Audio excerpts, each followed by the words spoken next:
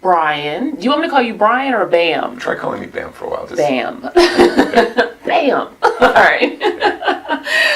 So let's talk about, so the show is Foster Care in Fashion. And, the goal is to get information out there regarding children, in regards to children who are vulnerable and children who are in the foster care system. And so we've spoken before, and you mentioned that you do some work with children. And so I definitely want to hear about what exactly you do and how that works. Okay. So because I spent 30 years in tech and had this engineering degree, I felt like it would be good to take my story and explain to kids the value of a technology education and then what you can do with your life afterwards. And so I built a presentation, a STEM presentation, science, technology, engineering, and math, that talks about the importance of that in computer science. And I describe my career, what it took to build Google Maps, some of the fun and interesting techniques we had in creating the map data and keeping it accurate, and also showing all of the sort of fun applications that you can do if you know how to program computers. And I've talked to several elementary schools, several middle schools, and a lot of high schools about this topic. I've also given a presentation at nearly every university in the state. And I've probably 8,000 kids overall, wow. 80 presentations. And I'm really impressed with, there's always a lot of passion for STEM at schools, but in many of our high schools around the state, they don't have a computer science class or course. And it's because they're not big enough to be able to have a dedicated teacher for that. Right. So we need to work on getting more teachers either dropping in, once a week, or coming in virtually with a telepresence classroom that allows them to talk to several high schools simultaneously. That's a great idea. And so we're working on that idea as well. But in general, I want to inspire kids to get into STEM because many of the future jobs in the country and in the state are going to be STEM-based. And if you have that education, we can start to build some really great tech companies in the state. And part of my presentation actually covers many companies we have already. So there are over 100 tech startups in Kansas right now. Wow. And I pick about 5 of them that are really cool and interesting, and I talk about what they've invented and where they are in the go-to-market. Tell me one. Well, one of them is very fun. So Parkinson's disease is hard to diagnose. And this woman came up with the idea that if she could videotape early diagnosis of Parkinson's patients and have them react to commercials where they expressed emotion and also mimic emoticons while being recorded, she could see the facial muscle movements and see how they, what restrictions the disease was putting on it. She got hundreds of patients through the Michael J. Fox Foundation. Wow. And she recorded thousands of hours of video. She taught herself computer programming. She taught herself machine learning and developed a machine learning algorithm that used all that video. Now she can see Parkinson's before the doctors can. What? And the belief is that when the system goes to production, she'll be able to predict Parkinson's 5 to 10 years sooner than current methods. And the punchline is that she just graduated from Shawnee Mission West. High school? High school. What? Yes, and so she was accepted to Stanford, but she won a fellowship because this is such an amazing project. Yes. That she won a fellowship to spend at least 1 year, maybe 2 years, developing the company and turning it into a usable medical product.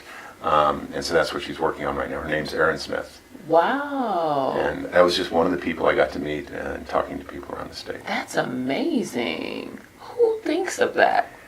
How is your mind formed to even think through that process? I think a lot of it is, people gravitate towards the problems that really affect them in life. And if you look at the problems that used to be impossible to solve, technology, hardware, 3D printing, machine learning, there's things that are available today that were not available when these problems first began to frustrate us. That's true. And if you could figure out this problem that really frustrates you, but apply one of these technologies to solve it, there are now problems that are going to be solved in the next 5 years that we've been wanting to solve for 100 years. Wow.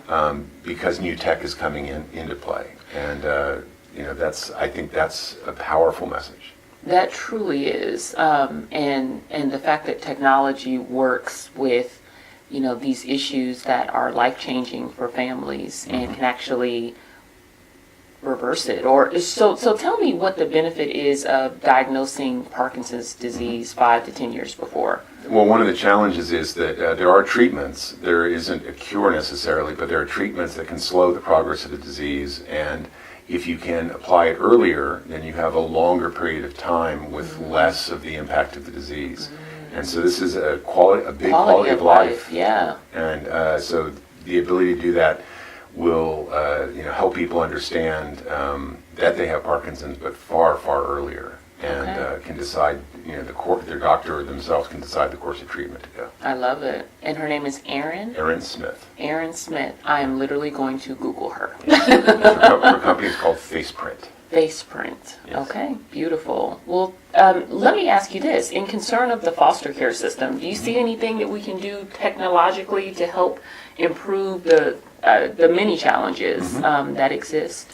Well, the one that obviously everybody read about and caused the big change in awareness about the system was, failing to successfully track that kids were present with their foster parents. Right.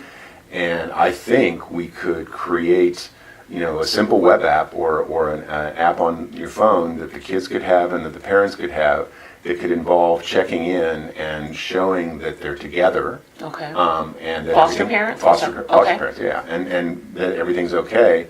And additionally, if we could give the actual parents comfort that their kids are being taken care of, maybe they wouldn't get into such a worry about trying to take them away, which I know is where many of the foster parents, foster children end up, is the parents who shouldn't be caring for them right now end up taking them away. Or they just go back, they run away. Right. And so if we could give everybody comfort that that all the people involved are in the best space they can be, then I think we can help them work through the process. And maybe an app so that a foster parent could immediately press a button and report a foster child missing. That's right. And it could go to the police department, it could go to DCF, it could go to KBC, it could go to all the different agencies that it needs to go to. That's right. And folks know what's happening. That's right. And almost everybody today has a mobile phone. And even if they don't have a data plan, they usually have a connection to Wi-Fi, and they can use SMS. We could use SMS to get the message out to all of these agencies. And so I think it's a solvable problem. It won't fix everything, but I think it would improve the situation. Okay, I love it. Bam, there you go.